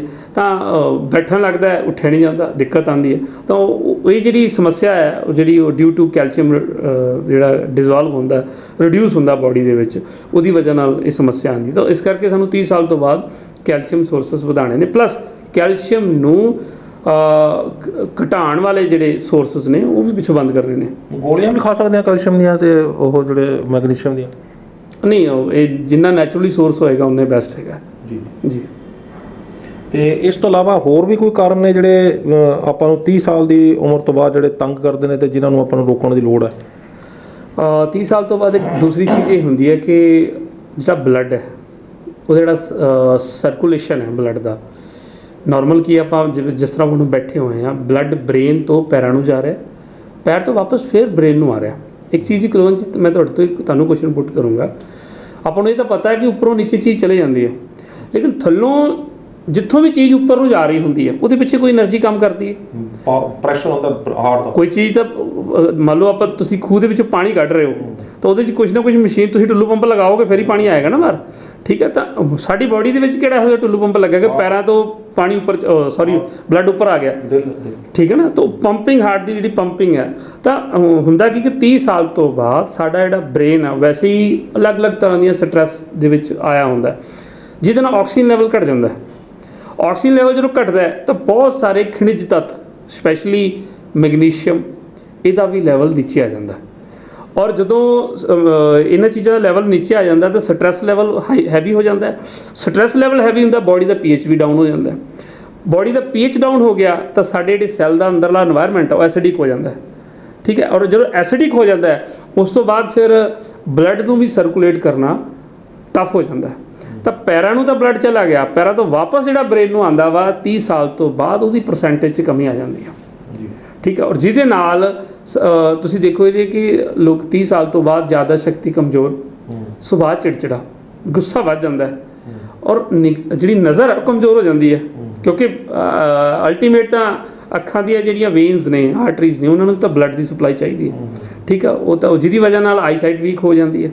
ਅੱਛਾ, ਦੂਸਰਾ, ਅਗਰ ਬ੍ਰੇਨ ਨੂੰ ਬਲੱਡ ਦੀ ਪ੍ਰੋਪਰ ਸਪਲਾਈ ਨਹੀਂ ਹੈ, ਜ਼ਿਆਦਾ ਸ਼ਕਤੀ ਕਮਜ਼ੋਰ ਹੋ ਜਾਂਦੀ ਹੈ, ਨਜ਼ਲਾਂ ਦੀ ਪ੍ਰੋਬਲਮ ਹੋ ਜਾਂਦੀ ਹੈ, ਚਿੜਚਿੜਾਪਨ ਹੋ ਜਾਂਦਾ ਵਾ, ਔਰ ਬੰਦੇ ਦੀ ਜਿਹੜਾ IQ ਲੈਵਲ ਹੈ ਉਹ ਬਹੁਤ ਘਟ ਜਾਂਦਾ, ਠੀਕ ਹੈ। ਔਰ ਪੇਸ਼ੈਂਸ ਲੈਵਲ ਬਹੁਤ ਨੀਚੇ ਆ ਜਾਂਦਾ। ਤੁਸੀਂ ਇਹ ਚੀਜ਼ ਆਪਾਂ ਕਾਮਨ ਘਰਾਂ 'ਚ ਵੀ ਓਬਜ਼ਰਵ ਕਰਦੇ ਹਾਂ, ਹੱਥ ਦੇ ਵਿੱਚ ਚਾਬੀ ਹੁੰਦੀ ਹੈ ਬਾਈਕ ਦੀ, ਤੇ ਸਾਰੇ ਪਰਿਵਾਰ ਨੂੰ ਪੁੱਛੀ ਜਾਂਦੇ ਵੀ ਚਾਬੀ ਕਿੱਥੇ ਰੱਖੀ ਹੈ। ਰੀਜ਼ਨ ਕੀ ਹੈਗਾ ਕਿ ਉਹਦੀ ਆਪਦੀ ਓਬਜ਼ਰਵੇਸ਼ਨ ਆ, ਮੌਜੂਦਗੀ ਜਿਹੜੀ ਆ ਉਹ ਘਟ ਜਾਂਦੀ ਹੈ। ਉਹਨੂੰ ਇਹ ਨਹੀਂ ਪਤਾ ਹੁੰਦਾ ਮੈਂ ਕਿੱਥੇ ਖੜਾ, ਕੀ ਕਰ ਰਿਹਾ, ਕਿਉਂ ਖੜਾ। ਉਹ ਆਪਾਂ ਕਈ ਵਾਰੀ ਪੁੱਛਦੇ ਯਾਰ ਮੈਂ ਆਇਆ ਸੀ, ਕੁਝ ਕੰਮ ਆਇਆ ਸੀ, ਭੁੱਲ ਗਿਆ ਮੈਂ, ਪਤਾ ਨਹੀਂ ਕਿਉਂ। ਬੰਨਣੀ ਪੱਗ ਹੁੰਦੀ ਤੇ ਖੋਲ ਕੇ ਫਰਿੱਜ ਦੇਖ ਰਿਹਾ ਹਾਂ ਜੀ, ਕੁਛ ਵੀ ਨਾ, ਠੀਕ ਹੈ। ਤੇ ਫੈਮਿਲੀ ਨੇ ਕਿਹਾ ਹੁੰਦਾ ਕਿਲੋ ਗੰਢੇ ਲੈ, ਉਹ ਟਮਾਟਰ ਲੈ ਕੇ ਇਕੱਲੇ ਘਰੇ ਆ ਜਾਂਦਾ। ਤਾਂ ਇਸ ਤਰ੍ਹਾਂ ਦੀ ਜਿਹੜੀ ਐਕਟੀਵਿਟੀ ਹੈ ਲਾਈਫ ਦੇ ਵਿੱਚ ਉਹ ਹੋਣ ਲੱਗ ਪੈਂਦੀਆਂ ਨੇ, ਘਟਨਾਵਾਂ ਵਾਪਰਨ ਲੱਗ ਪੈਂਦੀਆਂ ਨੇ। ਉਹ ਰੀਜ਼ਨ ਇਹੀ ਹੈ ਕਿ ਬ੍ਰੇਨ ਜਿਹੜਾ, ਕਿਉਂਕਿ ਸਾਡੀ ਸਾਰੀ ਬਾਡੀ ਦੀ ਜਿਹੜੀ ਕਮਾਂਡ ਹੈ ਉਹ ਬ੍ਰੇਨ ਨੇ ਕਰਨੀ ਹੈ। ਈਵਨ 30 ਸਾਲ ਤੋਂ ਬਾਅਦ ਬਾਡੀ ਦੀ ਐਕਟੀਵਿਟੀ ਬੰਦੇ ਦੀ ਘੱਟ ਹੁੰਦੀ ਹੈ, ਬ੍ਰੇਨ ਦੀ ਐਕਟੀਵਿਟੀ, ਬ੍ਰੇਨ ਦੇ ਜਿਹੜੇ ਵਰਕਿੰਗ ਕੈਟਾਗਰੀਜ਼ ਨੇ ਉਹ ਵਧੀਆ ਹੁੰਦੀਆਂ ਨੇ। ਇਨਸਾਨ ਦੀਆਂ ਵੈਸੇ ਵੀ ਜ਼ਿੰਮੇਵਾਰੀਆਂ ਵਧੀਆ ਹੁੰਦੀਆਂ ਨੇ। ਤਾਂ ਇਸ ਕਰਕੇ 30 ਸਾਲ ਤੋਂ ਬਾਅਦ ਸਾਨੂੰ ਆਪਣੇ ਬ੍ਰੇਨ ਬਲੱਡ ਸਰਕੂਲੇਸ਼ਨ ਦੇ ਪ੍ਰਤੀ ਵੀ ਸਾਨੂੰ ਥੋੜ੍ਹਾ ਜਿਹਾ ਕੌਨਸ਼ੀਅਸ ਹੋਣਾ ਪਏਗਾ। ਕੀ ਕਰੀਏ ਫਿਰ ਇਹਦੇ ਬਾਅਦ? ਇਹਦੇ 'ਚ ਬਹੁਤ ਸਾਰੇ ਯੋਗਾ ਨੇ, ਠੀਕ ਹੈ, ਜਿਵੇਂ ਅਨੁਲੋਮ ਵਿਲੋਮ ਦਾ ਯੋਗਾ ਹੋ ਗਿਆ, ਪ੍ਰਾਣਾਯਾਮ ਜਿੰਨੇ ਵੀ ਤਰ੍ਹਾਂ ਦੇ ਤੁਸੀਂ ਕਰ ਸਕੋ ਬੈਟਰ ਹੈਗਾ, ਠੀਕ ਹੈ। ਪਲੱਸ ਮੈਡੀਟੇਸ਼ਨ ਇਹਦੇ 'ਚ ਇੱਕ ਮਿਰੇਕਲ ਕੰਮ ਕਰਦਾ ਹੈ। ਮੈਡੀਟੇਸ਼ਨ ਅਕਸਰ ਜਿਹੜੇ ਕਹਿੰਦੇ ਤਾਂ ਸਾਰੇ ਨੇ ਕਿ ਮੈਡੀਟੇਸ਼ਨ ਧਿਆਨ ਲਗਾਓ ਜੀ, ਲਾਓ ਕਿਵੇਂ ਜੀ। ਮੈਡੀਟੇਸ਼ਨ ਦਾ ਸਭ ਤੋਂ ਦੇਖੋ ਮੈਡੀਟੇਸ਼ਨ ਦਾ ਜਿਹੜਾ ਮਤਲਬ ਹੈ ਉਹ ਮਤਲਬ ਇਹ ਹੈਗਾ ਕਿ ਤੁਹਾਡੀ ਆਪਣੇ ਆਪ ਨਾਲ ਮੁਲਾਕਾਤ, ਠੀਕ ਹੈ। ਤੁਸੀਂ ਮੌਜੂਦ ਹੋ ਜੋ ਤੁਸੀਂ ਕੀ ਹੋ, ਆਪਣੇ ਆਪ ਨੂੰ ਫੀਲ ਕਰਨਾ ਸ਼ੁਰੂ ਕਰ ਦਿਓ। ਮੈਂ ਕੌਣ ਆਪਣੇ ਆਪ ਨੂੰ ਪੁੱਛਣਾ, ਹਾਂ, ਤਾਂ ਉਹ ਮੈਡੀਟੇਸ਼ਨ ਹੀ ਹੈ ਇੱਕ ਤਰ੍ਹਾਂ ਦਾ। ਸੋ ਇਹਦਾ ਈਜ਼ੀ ਵੇ ਅਸੀਂ ਵੀ ਪੇਸ਼ੈਂਟ ਨੂੰ ਦੱਸਦੇ ਹਾਂ, ਵੇ ਤਾਂ ਬਹੁਤ ਨੇ, ਠੀਕ ਹੈ, ਲੇਕਿਨ ਵੇ ਉਹੀ ਸਕਸੈਸ ਹੁੰਦਾ ਜਿਹੜਾ ਸਾਹਮਣੇ ਵਾਲੇ ਨੂੰ ਸਮਝ ਆ ਜਾਏ। ਤਾਂ ਈਜ਼ੀ ਵੇ ਇਹੀ ਹੈ, ਲੰਬਾ ਸਾਹ ਲਓ, ਉਹਨੂੰ 3 ਤੋਂ 4 ਸੈਕਿੰਡ ਰੋਕੋ, ਉਸ ਤੋਂ ਬਾਅਦ ਫਿਰ ਛੱਡੋ। ਜੋ ਸਾਹ ਲੈਣਾ ਹੈ ਉਦੋਂ ਪੇਟ ਤੁਹਾਡਾ ਫੁੱਲਣਾ ਚਾਹੀਦਾ, ਕਿਉਂਕਿ ਅੰਦਰ ਆਕਸੀਜਨ ਚਲੀ ਗਈ ਹੈ, ਔਰ ਲੰਬਾ ਸਾਹ ਲੈਣਾ ਹੈਗਾ। ਔਰ ਜਦੋਂ ਉਹਨੂੰ ਛੱਡਣਾ ਹੈ ਤਾਂ ਪੇਟ ਤੁਹਾਡਾ ਅੰਦਰ ਨੂੰ ਜਾਣਾ ਚਾਹੀਦਾ, ਤਾਂ ਜੋ ਸਾਰੀ ਦੀ ਸਾਰੀ ਕਾਰਬਨ ਡਾਈਆਕਸਾਈਡ ਬੋਡੀ 'ਚੋਂ ਬਾਹਰ ਹੈ। 4 ਸੈਕਿੰਡ ਹੋਲਡ ਰੱਖਣ ਦਾ ਮਤਲਬ ਇਹ ਹੁੰਦਾ ਦੋ ਚੀਜ਼ਾਂ ਨੇ, ਇੱਕ ਤਾਂ ਆਕਸੀਜਨ ਤੁਹਾਡੇ ਹਰ ਸੈੱਲ ਦੀ ਮੈਂਬਰਨ ਤੱਕ ਜਾਏਗੀ, ਉਹਨੂੰ ਡੀਟੌਕਸੀਫਾਈ ਕਰੇਗੀ, ਸਾਰਾ ਗੰਦ ਬਾਹਰ ਲੈ ਕੇ ਆਏਗੀ ਫੇਫੜਿਆਂ ਤੱਕ, ਔਰ ਫੇਫੜੇ ਤੁਹਾਡੇ ਵਾਇਆ ਜਿਹੜੀ ਕਿ ਉਹ ਕਾਰਬਨ ਡਾਈਆਕਸਾਈਡ ਬਾਹਰ ਕੱਢ ਦੇਣਗੇ ਸਾਰਾ ਕੁਝ। ਹੁਣ ਦੂਸਰੀ ਚੀਜ਼ ਉਹਦੇ 'ਚ ਇਹ ਹੈਗੀ ਹੈ ਕਿ ਜਦੋਂ ਤੁਸੀਂ 3 ਤੋਂ 4 ਸੈਕਿੰਡ ਹੋਲਡ ਕਰੋਗੇ, ਕਾਊਂਟ ਕਰੋਗੇ ਨਾ ਕਿ 3 ਤੋਂ 4 ਸੈਕਿੰਡ ਹੋ ਗਏ ਨੇ, ਤਾਂ ਉਹਦੇ ਨਾਲ ਤੁਹਾਡੀ ਆਪਣੇ ਕੋਲ ਜਿਹੜੀ ਐਗਜ਼ਿਸਟੈਂਸ ਹੈ, ਮੌਜੂਦਗੀ ਹੈ, ਉਹ ਵੱਜੇਗੀ, ਠੀਕ ਹੈ। ਔਰ ਜਦੋਂ ਤੁਹਾਡਾ ਧਿਆਨ ਹੀ ਤੁਹਾਡੇ ਉੱਪਰ ਆ ਗਿਆ ਤਾਂ ਜਿੰਨੀਆਂ ਵੀ ਤੁਹਾਡੀਆਂ ਅੱਛੀ એનર્ਜੀ ਜਿਹੜੀਆਂ ਕੁਦਰਤ ਨੇ ਦਿੱਤੀਆਂ ਹੋਈਆਂ ਨੇ ਜ਼ਿੰਦਗੀ ਨੂੰ ਜਿਉਣ ਲਈ, ਤੇ ਜਿਹੜੀਆਂ ਤਾਕਤਾਂ, ਜਿਹੜੀਆਂ ਸ਼ਕਤੀਆਂ ਤੁਹਾਡੇ ਮਸਤਿਸ਼ਕ ਦੇ ਵਿੱਚ ਦਿੱਤੀਆਂ, ਉਹ ਸਾਰੀਆਂ ਇਕੱਠੀਆਂ ਹੋਣ ਲੱਗ ਪੈਣਗੀਆਂ, ਉਹ ਇਕੱਠੀਆਂ ਹੋ ਜਾਣਗੀਆਂ, ਜਾਗਰੂਕ ਹੋ ਜਾਣਗੀਆਂ। ਪਲੱਸ ਤੁਹਾਡਾ ਜਿਹੜੀ ਆਬਜ਼ਰਵੇਸ਼ਨ ਹੈ ਉਹ ਐਕਟਿਵ ਹੋ ਜਾਏਗੀ। ਤੁਹਾਨੂੰ ਤੁਹਾਡੇ ਕੋਲ ਕੰਮ ਜਿੰਨੇ ਮਰਜ਼ੀ ਹੋਣਗੇ, ਲੇਕਿਨ ਤੁਸੀਂ ਅੱਕੋਗੇ ਨਹੀਂ, ਥੱਕੋਗੇ ਨਹੀਂ, ਤੁਸੀਂ ਉਹਨੂੰ ਬਹੁਤ ਵੈਲ ਵੇ ਦੇ ਨਾਲ ਮੈਨੇਜ ਕਰ ਪਾਓਗੇ। ਕਿੰਨੀ ਦੇਰ ਕਰਨਾ ਪਏਗਾ ਇਹ ਹਰ ਇਨਸਾਨ ਨੂੰ ਕਮ ਸੇ ਕਮ ਅਸੀਂ ਵੈਸੇ 4 ਵਾਰੀ ਐਡਵਾਈਸ ਕਰਦੇ ਹਾਂ। ਫਸਟ, ਤੁਸੀਂ ਜਦੋਂ ਉੱਠਦੇ ਹੋ ਖਾਲੀ ਪੇਟ 5 ਤੋਂ 7 ਮਿੰਟ ਲਈ ਕਰੋ, ਠੀਕ ਹੈ। ਸੈਕਿੰਡ, ਖਾਣਾ ਖਾਣ ਤੋਂ 2 ਘੰਟੇ ਬਾਅਦ, ਠੀਕ ਹੈ, ਚਾਹੇ ਸਵੇਰ ਦਾ ਖਾਣਾ ਚਾਹੇ ਦੁਪਹਿਰ ਦਾ। ਤੀਸਰਾ, ਰਾਤ ਨੂੰ ਸੌਣ ਟਾਈਮ 'ਤੇ ਇਹਨੂੰ ਜ਼ਰੂਰ ਕਰੋ। ਅੱਛਾ, ਕਰਨ ਦੇ ਲਈ ਜੇ ਤੁਸੀਂ ਕਿਸੇ ਆਫਿਸ 'ਚ ਜੋਬ ਕਰਦੇ ਹੋ ਜਾਂ ਕਿਤੇ ਵੀ ਉਹ ਸਿਟਿੰਗ ਜੋਬ ਹੈ, ਥੋੜ੍ਹਾ ਜਿਹਾ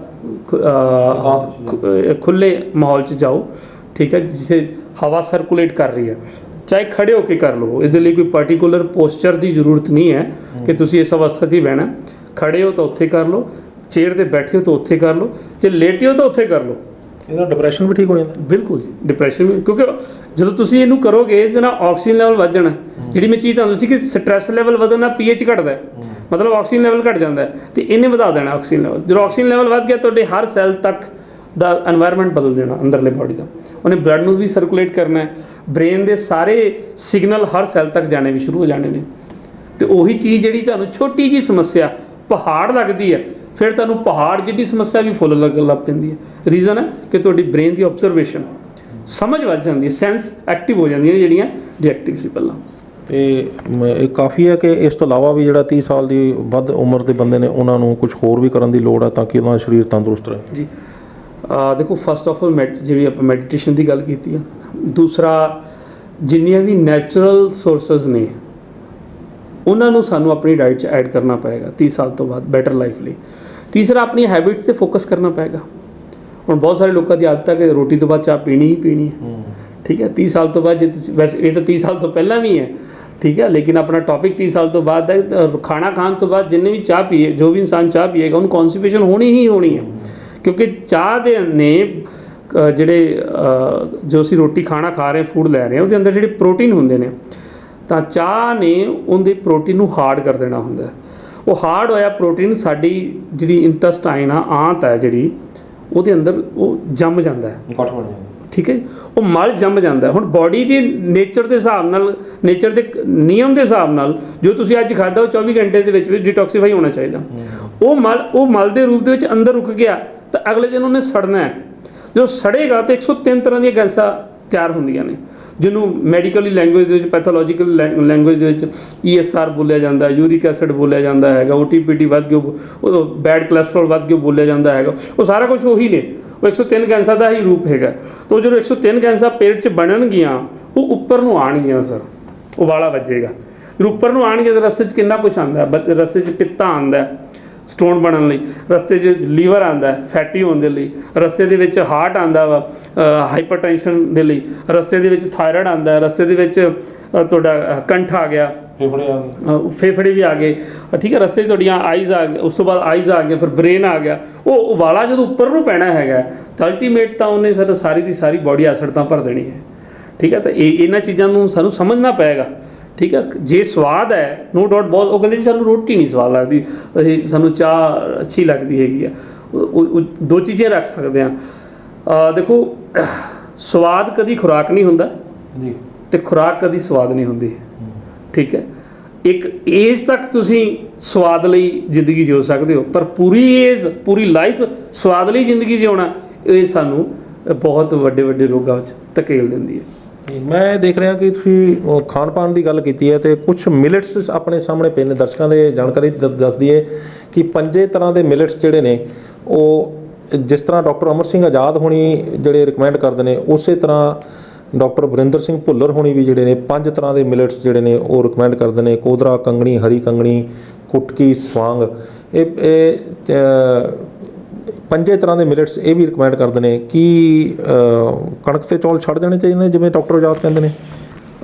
ਬਿਲਕੁਲ ਸਰ, ਇਹ ਵੀ ਇੱਕ 30 ਸਾਲ ਤੋਂ ਬਾਅਦ ਦਾ ਵਧਾਉਣ ਵਾਲਾ ਇੱਕ ਪਾਰਟ ਹੈਗਾ। ਅਗਰ ਅਸੀਂ 30 ਅਬਵ ਹੈਗੇ ਹਾਂ ਅਤੇ 30 ਸਾਲ ਤੋਂ ਉੱਪਰ ਮੇਜਰ ਚੀਜ਼ ਹੈਗੀ ਕਿ ਆਕਸੀਜਨ ਬਣੀ ਰਹੇ ਬਾਡੀ 'ਚ ਅਤੇ ਐਸਿਡ ਦਾ ਲੈਵਲ ਘੱਟ ਰਹੇ। ਕਣਕ ਅਤੇ ਚਾਵਲ ਜਿਹਦੇ 'ਚ ਫਾਈਬਰ ਦੀ ਮਾਤਰਾ ਨਾ ਮਾਤਰ ਹੈ, ਔਰ ਉਹਦੇ ਨਾ ਕਣਕ ਤੋਂ ਨਾ ਚਾਵਲ ਤੋਂ ਸਾਡੀ ਬਾਡੀ ਕੋਈ ਵੀ ਕਿਸੇ ਵੀ ਤਰ੍ਹਾਂ ਦਾ ਮਿਨਰਲਸ ਜਾਂ ਵਿਟਾਮਿਨ ਨਹੀਂ ਲੈਂਦੀ। ਹੁਣ ਕਣਕ ਦੇ ਔਰ ਚਾਵਲ ਦੇ ਵਿੱਚ ਕਾਰਬੋਹਾਈਡਰੇਟ, ਫੈਟ ਅਤੇ ਪ੍ਰੋਟੀਨ ਨੇ, ਤਿੰਨੋਂ એનર્ਜੀ ਹੈ। ਅੱਛਾ, ਇਹਨਾਂ ਨੂੰ ਡਾਈਜੈਸਟ ਕਰਨ ਲਈ ਇਹਨਾਂ ਨੂੰ ਬਾਡੀ ਤੋਂ ਹੀ, ਬਾਡੀ ਦੇ ਮਿਨਰਲਸ ਅਤੇ ਵਿਟਾਮਿਨ ਯੂਜ਼ ਕਰਨੇ ਪੈਂਦੇ ਨੇ, ਜਿਹਦੇ ਨਾਲ ਬਾਡੀ ਹਾਈਡਰੇਟ ਹੋ ਜਾਂਦੀ ਹੈ ਅਤੇ ਨਿਊਟ੍ਰੀਸ਼ਨ ਲੈਵਲ ਜਿਹੜਾ ਪਾਣੀ ਦਾ ਹੁੰਦਾ ਉਹ ਘੱਟ ਜਾਂਦਾ, ਠੀਕ ਹੈ, ਜਿਹਦੇ ਨਾਲ ਬਹੁਤ ਵੱਡੀਆਂ ਸਮੱਸਿਆਵਾਂ ਆਉਂਦੀਆਂ ਨੇ।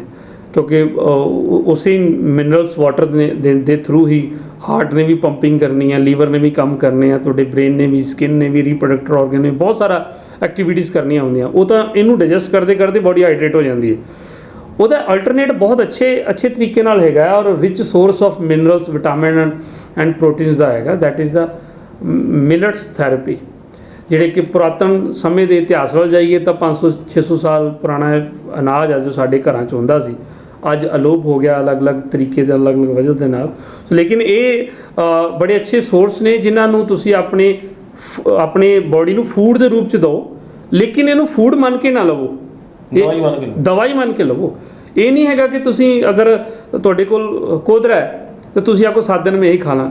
ਇਹ ਸਾਰੀ ਦੀ ਸਾਰੀ ਮੈਡੀਸਨਸ ਨੇ। ਬਹੁਤ ਸਾਰੇ ਲੋਕ, ਕਿਉਂਕਿ YouTube 'ਤੇ ਬਹੁਤ ਸਾਰੀਆਂ ਸਰ ਵੀਡੀਓ ਚੱਲ ਰਹੀਆਂ ਨੇ, ਠੀਕ ਹੈ, ਲੇਕਿਨ ਕਨਫਿਊਜ਼ਿੰਗ ਵੀ ਬਹੁਤ ਵੱਡੀ ਹੈ। ਲੋਕਾਂ ਨੂੰ ਇਹ ਕਣਕ ਚਾਵਲ ਹੀ ਲੱਗ ਰਹੇ ਨੇ, ਬਟ ਇਹ ਕਣਕ ਚਾਵਲ ਨਹੀਂ ਹਨ, ਇਹ ਮੈਡੀਸਨਸ ਨੇ। ਔਰ ਮੈਡੀਸਨਸ ਨੂੰ ਤੁਸੀਂ ਆਪਣੀ ਮਰਜ਼ੀ ਨਾਲ ਨਹੀਂ ਲੈ ਸਕਦੇ। ਮੈਂ ਦਰਸ਼ਕਾਂ ਨੂੰ ਵੀ ਕਹੂੰਗਾ, ਐਕਸਪਰਟ ਦੀ ਰਾਏ ਦੇ ਨਾਲ ਹੀ ਇਹਨੂੰ ਲਵੋ। ਅਦਰਵਾਈਜ਼ ਤੁਸੀਂ ਜਿਵੇਂ ਕੋਦਰੇ ਦੀ ਮਾਤਰਾ ਤੁਸੀਂ ਵਧਾ ਦੋਗੇ ਨਾ, ਅਗਰ ਮਤਲਬ 4 ਦਿਨ 5 ਦਿਨ 6 ਦਿਨ ਖਾ ਲੋਗੇ, ਕੋਦਰੇ ਹੀ ਖਾਈ ਚੱਲੋਗੇ, ਚੱਕਰਾਂ ਲੱਗ ਪੈਣੇ ਤੁਹਾਨੂੰ, ਗਰਮ ਹੁੰਦੇ ਨੇ, ਠੀਕ ਹੈ। ਤਾਂ ਇਹਨੂੰ ਇੱਕ ਮੈਡੀਸਨਾਂ ਨੇ ਹੀ ਲਵੋ, ਔਰ ਜੋ ਤੁਹਾਡੇ ਬਾਡੀ ਦੇ ਅੰਦਰ ਸਿੰਪਟਮ ਨੇ, ਲੱਛਣ ਨੇ, ਉਸ ਲੱਛਣ ਦੇ ਮੁਤਾਬਕ ਇਹਦੀ ਡੋਜ਼ ਤਿਆਰ ਕਰਵਾਓ। ਜਿਸ ਐਕਸਪਰਟ ਤੋਂ ਲੈਂਦੇ ਹੋ। ਬਿਲਕੁਲ, ਤੁਸੀਂ ਇਹ ਗੱਲ ਬੜੀ ਕੰਮ ਦੀ ਗੱਲ ਕੀਤੀ ਹੈ, ਤੇ ਮੈਂ ਜਲਦੀ 'ਚ ਜ਼ਿਆਦਾ ਸਮਾਂ ਨਾ ਇਹਦੇ 'ਚ ਆਪਾਂ ਲਾਉਂਦੇ ਹੋਏ ਮੈਨੂੰ ਇਹ ਦੱਸੋ ਵੀ ਇਹ ਕਿਹੜੀ ਬਿਮਾਰੀ ਦੇ ਵਿੱਚ ਕਿਹੜਾ ਜਿਹੜਾ ਹੈ ਅਨਾਜ ਇਹ ਲੈਣਾ ਚਾਹੀਦਾ, ਉਹਦੇ 'ਚ ਕੰਮ ਕਰੇਗਾ? ਹਾਂ, ਬਿਮਾਰੀਆਂ ਤਾਂ ਇਹਦੀ R&D ਹੈ ਜਿਹੜੀ ਡਾਕਟਰ ਖਾਦਰਵਾਲੀ ਜੀ ਨੇ ਤਾਂ ਬਹੁਤ ਬਿਮਾਰੀਆਂ ਤੇ ਕੀਤੀ ਹੈ, ਲੇਕਿਨ ਇਹਦੇ ਵਿੱਚੋਂ ਕੁਝ ਮੇਜਰ ਜਿਹੜੀਆਂ ਜ਼ਿਆਦਾ ਲੋਕਾਂ ਨੂੰ ਬਾਈ ਨੇਮ ਵੀ ਪਤਾ ਹੁੰਦੀਆਂ ਨੇ, ਮੈਂ ਉਹਦੇ 'ਚ ਜਲਦੀ ਉਹਦੀ ਮੈਂ ਬਿਮਾਰੀ ਦਾ ਨਾਮ ਲਵਾਂਗਾ ਔਰ ਮਿਲਟਸ ਦੇ ਨਾਮ ਨਾਲ ਉਹਦੀ ਕੁਆਂਟੀਟੀ ਦੱਸੂਗਾ ਵੀ ਕਿੰਨੇ ਦਿਨ ਕਿਹੜਾ ਮਿਲਟਸ ਤੁਸੀਂ ਕੰਟੀਨਿਊ ਕਰਨਾ। ਉਹਦੇ ਸਭ ਤੋਂ ਪਹਿਲਾਂ ਜਿਹੜੇ ਡਾਇਬਟਿਕ ਪੇਸ਼ੈਂਟ ਨੇ, ਜਿਹੜੇ ਸ਼ੂਗਰ ਦੇ ਜਿਹੜੇ ਮਰੀਜ਼ ਨੇ, ਉਹਨਾਂ ਨੇ 2-2 ਦਿਨ ਸਾਰੇ ਮਿਲਟਸ ਨੂੰ ਕੰਟੀਨਿਊ ਕਰਨਾ ਹੈ। ਸਾਰੇ ਮਿਲਟ? ਹਾਂਜੀ ਵੀ ਇੱਕ ਉਸ ਤੋਂ ਬਾਅਦ 2 ਦਿਨ ਫਿਰ 2 ਦਿਨ ਯੈਸ, ਠੀਕ ਹੈ, ਚਾਹੇ ਰੋਟੀ ਦੇ ਰੂਪ 'ਚ, ਚਾਹੇ ਚਾਵਲ ਦੇ ਰੂਪ 'ਚ, ਚਾਹੇ ਦਲੀਏ ਦੇ ਰੂਪ ਦੇ ਵਿੱਚ। ਦੂਸਰਾ ਆ ਗਿਆ ਜਿਨ੍ਹਾਂ ਨੂੰ ਹਾਰਮੋਨਲ ਡਿਸਆਰਡਰ ਨੇ, ਮਤਲਬ ਜਿਨ੍ਹਾਂ ਨੂੰ PCOD ਹੈ, ਮੈਂਸਿਸ ਨਹੀਂ ਆਉਂਦੇ, ਫਾਈਬਰੋਇਡ ਹੈ, ਬੱਚੇਦਾਨੀ 'ਚ ਰਸੌਲੀਆਂ ਬਣੀਆਂ ਹੋਈਆਂ ਨੇ, ਹਾਰਮੋਨਸ ਅਸੰਤੁਲਿਤ ਹੈਗਾ, ਮਤਲਬ ਸਹੀ ਤਰੀਕੇ ਨਾਲ ਲੈਵਲ 'ਚ ਨਹੀਂ ਬਣ ਰਿਹਾ ਹੈਗਾ, ਜਾਂ ਥਾਇਰਾਇਡ ਹੈ, ਉਹਨਾਂ ਵਾਸਤੇ ਡੋਜ਼ ਜਿਹੜੀ ਹੈਗੀ ਉਹਨਾਂ ਨੇ ਕੁਟਕੀ 3 ਦਿਨ ਲੈਣੀ ਹੈ, ਬਾਕੀ ਇੱਕ ਦਿਨ ਕੁਟਕੀ ਨੂੰ ਲਗਾਤਾਰ 3 ਦਿਨ ਕੰਟੀਨਿਊ ਕਰਨਾ ਹੈ, ਬਾਕੀ ਦੀ ਡੋਜ਼ ਇੱਕ ਦਿਨ ਚੱਲੇਗੀ ਜੀ, ਠੀਕ ਹੈ। ਨੈਕਸਟ ਆ ਗਿਆ ਜੀ ਬਲੱਡ ਪ੍ਰੈਸ਼ਰ ਵਾਲੇ ਨੇ ਵੀ 2-2 ਦਿਨ ਦੇ ਫਾਰਮੂਲੇ ਨੂੰ ਕੰਟੀਨਿਊ ਕਰਨਾ, ਠੀਕ ਹੈ। ਉਸ ਤੋਂ ਅੱਗੇ ਆ ਗਿਆ ਜੀ ਭਾਰ ਘਟਾਉਣ ਲਈ, ਇਹ ਬਹੁਤ ਇੰਪੋਰਟੈਂਟ ਹੈ। ਹਾਂ, ਭਾਰ ਘਟਾਉਣ ਦੇ ਲਈ ਕੁਟਕੀ 3 ਦਿਨ ਹੈ, ਕੋਦਰਾ ਵੀ 3 ਦਿਨ ਹੈ, ਬਾਕੀ ਇੱਕ ਦਿਨ ਹੈ ਜੀ, ਠੀਕ ਹੈ ਜੀ। ਅੱਛਾ, ਅੱਗੇ ਆ ਗਿਆ ਭਾਰ ਵਧਾਉਣ ਲਈ, ਬਹੁਤ ਸਾਰੇ ਸਾਡੇ ਕੋਲ ਪੇਸ਼ੈਂਟ ਕਹਿੰਦੇ ਡਾਕਟਰ ਸਾਹਿਬ ਨੂੰ ਲੱਗਦਾ ਨਹੀਂ ਕੁਝ, ਤਾਂ ਭਾਰ ਵਧਾਉਣ ਵਾਲੇ ਵਾਸਤੇ ਵੀ ਸੁਣ ਲਵੋ, ਉੱਥੇ ਵੀ ਕੁਟਕੀ 3 ਹੈ, ਕੋਦਰਾ 3 ਹੈ, ਬਾਕੀ ਇੱਕ ਦਿਨ। ਹੁਣ ਇਹਦਾ ਲੌਜਿਕ ਸਮਝੋ ਤੁਸੀਂ, ਫਾਰਮੂਲਾ ਦੋਨਾਂ ਤੇ ਸੇਮ ਹੈ। ਇਹਨੇ ਨਾ ਤਾਂ ਫੈਟ ਕੱਟ ਕਰਨੀ ਹੈ ਤੇ ਨਾ ਹੀ ਫੈਟ ਵਧਾਣੀ ਹੈ, ਇਹਨੇ ਬੋਡੀ ਬੈਲੈਂਸ ਕਰਨੀ ਹੈ, ਇਹਨੂੰ ਕਹਿੰਦੇ ਬੈਲੈਂਸ ਡਾਈਟ, ਠੀਕ ਹੈ ਜੀ। ਅੱਗੇ ਆ ਗਿਆ ਅਸਥਮਾ, ਦਮੇ ਦੇ ਜਿਹੜੇ ਪੇਸ਼ੈਂਟ ਜਾਂ TB ਦੇ ਪੇਸ਼ੈਂਟ ਹੈ, ਉਹਨਾਂ ਨੇ ਵੀ 2-2 ਦਿਨ ਦੇ ਫਾਰਮੂਲੇ ਨੂੰ ਕੰਟੀਨਿਊ ਕਰਨਾ ਹੈ, ਹਾਂਜੀ 2-2 ਦਿਨ ਦੇ, ਹਾਂ, ਠੀਕ ਹੈ। ਅੱਗੇ ਜ਼ਿਆਦਾ ਸ਼ਕਤੀ ਘੱਟ ਹੋਣਾ, ਉਹਦੇ 'ਚ ਵੀ ਮੈਂ ਤੁਹਾਨੂੰ ਦੱਸ ਦੇਣਾ, ਕੁਟਕੀ 3 ਦਿਨ ਹੈ, ਬਾਕੀ ਇੱਕ ਦਿਨ ਹੈ, ਠੀਕ ਹੈ। ਨਰਵਸ ਸਿਸਟਮ ਜਿਨ੍ਹਾਂ ਦਾ ਵੀਕ ਹੈ, ਜਿਨ੍ਹਾਂ ਨੂੰ ਪੈਰਾਲਾਈਜ਼ ਹੋਇਆ ਜਾਂ ਜਿਨ੍ਹਾਂ ਨੂੰ ਫੀਵਰ ਬਹੁਤ ਜ਼ਿਆਦਾ ਰਹਿੰਦਾ ਹੈਗਾ, ਉਹਨਾਂ ਦੇ ਲਈ ਕੁਟਕੀ 3 ਹੈ, ਕੋਦਰਾ ਵੀ 3 ਹੈ, ਬਾਕੀ ਇੱਕ ਦਿਨ ਦਾ ਫਾਰਮੂਲਾ ਉਹਨਾਂ ਦੇ ਉੱਤੇ, ਠੀਕ ਹੈ ਜੀ। ਔਰ ਇਸ ਤੋਂ ਅੱਗੇ ਆ ਕੇ ਦਿਲ ਦੇ ਰੋਗ, ਚਾਹੇ ਉਹ BP ਵੱਧ ਰਿਹਾ, ਘਟ ਰਿਹਾ, ਬਲੋਕੇਜ ਆ, ਕਿਸੇ ਵੀ ਤਰ੍ਹਾਂ ਦੀ ਸਮੱਸਿਆ ਹੈ, ਉਹਦੇ 'ਚ ਕੁਟਕੀ 2 ਹੈ, ਕੋਦਰਾ ਵੀ 2 ਦਿਨ ਹੈ, ਸਵਾਂਕ 3 ਦਿਨ ਹੈ, ਬਾਕੀ ਇੱਕ ਦਿਨ ਹੈ, ਠੀਕ ਹੈ। ਇਹ ਫਾਰਮੂਲਾ ਹੈਗਾ। ਫਿਟਨੈਸ, ਜਿਨ੍ਹਾਂ ਨੂੰ ਦੌਰੇ ਪੈਂਦੇ ਨੇ, ਚਾਹੇ ਮਿਰਗੀ ਦੀ ਸਮੱਸਿਆ ਹੈ, ਅੱਜ ਕੱਲ੍ਹ ਬੱਚਿਆਂ ਨੂੰ ਵੀ ਦੌਰੇ ਪੈ ਰਹੇ ਨੇ, ਠੀਕ ਹੈ, ਦੰਦਲਾਂ ਪੈ ਜਾਂਦੀਆਂ ਨੇ, ਉਹਨਾਂ ਲਈ ਧਿਆਨ ਨਾਲ ਸੁਣ ਲਿਓ, ਕੰਗਣੀ 3, ਹਰੀ ਕੰਗਣੀ 3 ਹੈ, ਤੇ ਬਾਕੀ ਇੱਕ ਦਿਨ ਦਾ ਫਾਰਮੂਲਾ ਹੈ, ਠੀਕ ਹੈ ਜੀ। ਔਰ ਉਸ ਤੋਂ ਅੱਗੇ ਬਾਂਝਪਨ, ਇਨਫਰਟੀਲਿਟੀ, ਬੇਬੀ ਨਹੀਂ ਹੋ ਰਿਹਾ, ਠੀਕ ਹੈ, ਤਾਂ ਇਸ ਸਮੱਸਿਆ ਦੇ ਵਿੱਚ ਵੀ 2-2 ਦਿਨ ਦੇ ਫਾਰਮੂਲੇ ਨੂੰ ਤੁਸੀਂ ਕੰਟੀਨਿਊ ਕਰ ਸਕਦੇ ਹੋ, ਯਾਨੀ ਕਿ ਰਿਪਰੋਡਕਟਿਵ ਆਰਗਨਸ ਨੂੰ ਇਹ ਜਿਹੜੇ ਇੰਬੈਲੈਂਸ ਹੋਇਆ ਉਹ ਠੀਕ ਕਰ ਦਿੰਦਾ ਜੀ। ਉਹ ਤਾਂ ਉੱਥੇ ਇਹ ਡਾਈਟ ਤੁਹਾਨੂੰ ਕਾਫੀ ਹੈਲਪਫੁਲ ਰਹਿੰਦੀ ਹੈ। ਬਵਾਸੀਰ ਦੇ ਜਿਹੜੇ ਪਾਇਲਸ ਦੇ ਪੇਸ਼ੈਂਟ ਨੇ, ਉਹਦੇ 'ਚ ਜਿਹੜਾ ਬ੍ਰਾਊਨ ਟੌਪ ਆ, ਜਿਹੜਾ ਹਰੀ ਕੰਗਣੀ ਜਿਹਨੂੰ ਬੋਲ ਦਿੰਦੇ, ਠੀਕ ਹੈ, ਉਹ 3 ਦਿਨ, ਬਾਕੀ ਇੱਕ ਦਿਨ, ਠੀਕ ਹੈ। ਔਰ ਕੀ ਕਰ ਦਿੰਦਾ ਜੀ? ਹਾਂਜੀ, ਇਹ ਠੀਕ ਕਰ ਦੂੰਗਾ, ਉਹਦੇ 'ਚ ਬਹੁਤ ਅੱਛੀ ਰਿਕਵਰੀ ਆਉਂਦੀ ਹੈ ਜੀ ਅੱਗੇ ਇਹਨਾਂ ਰੋਗਾਂ ਦੇ ਉੱਪਰ ਜੀ। ਜੀ ਅੱਗੇ ਆ ਗਿਆ ਜੀ ਜਿਨ੍ਹਾਂ ਨੂੰ ਦੰਦਾਂ ਦੇ ਰੋਗ ਨੇ, ਕੋਦਰਾ 3 ਦਿਨ, ਕੁਟਕੀ ਵੀ 3 ਦਿਨ ਹੈ, ਬਾਕੀ ਇੱਕ ਦਿਨ ਹੈ। ਡਿਲੀਵਰੀ ਤੋਂ ਬਾਅਦ, ਇਹ ਬਹੁਤ ਇੰਪੋਰਟੈਂਟ ਹੈ, ਡਿਲੀਵਰੀ ਤੋਂ ਬਾਅਦ ਆਪਾਂ ਇਹਨਾਂ ਦੀ ਮਾਤਰਾ ਕਿਵੇਂ ਲੈਣੀ ਹੈਗੀ ਹੈ, ਬੱਚਾ ਪੈਦਾ ਹੋਣ ਤੋਂ, ਹਾਂਜੀ, ਬੱਚਾ ਪੈਦਾ ਹੋਣ ਤੋਂ ਬਾਅਦ ਜਿਹੜੇ ਕਿ 3 ਦਿਨ ਜਿਹੜੇ ਕੰਗਣੀ, ਹਰੀ ਕੰਗਣੀ ਹੈ ਜਿਹੜੀ ਉਹ 3 ਦਿਨ ਹੈਗੀ ਹੈ, ਬਾਕੀ ਸਾਰੇ ਬਾਜਰੇ ਇੱਕ ਦਿਨ ਜਿਹੜੇ ਕੰਟੀਨਿਊ ਤੁਸੀਂ ਕਰਨੇ। ਲੀਵਰ ਦਾ ਵਧਣਾ, ਜਿਹਨੂੰ ਲੀਵਰ ਫੈਟੀ ਕਹਿ ਦਿੰਦੇ ਨੇ, ਲੀਵਰ 'ਚ ਗਰਮੀ ਆ ਗਈ ਹੈ, ਠੀਕ ਹੈ, ਉਹਦੇ ਵਿੱਚ ਕੁਟਕੀ, ਕੋਦਰਾ ਤੇ ਸਵਾਂਕ 3 ਦਿਨ ਕੰਟੀਨਿਊ ਚੱਲਣਗੇ, ਬਾਕੀ ਦੇ ਇੱਕ ਦਿਨ, ਠੀਕ ਹੈ। ਇਹ ਫਾਰਮੂਲਾ ਹੈਗਾ।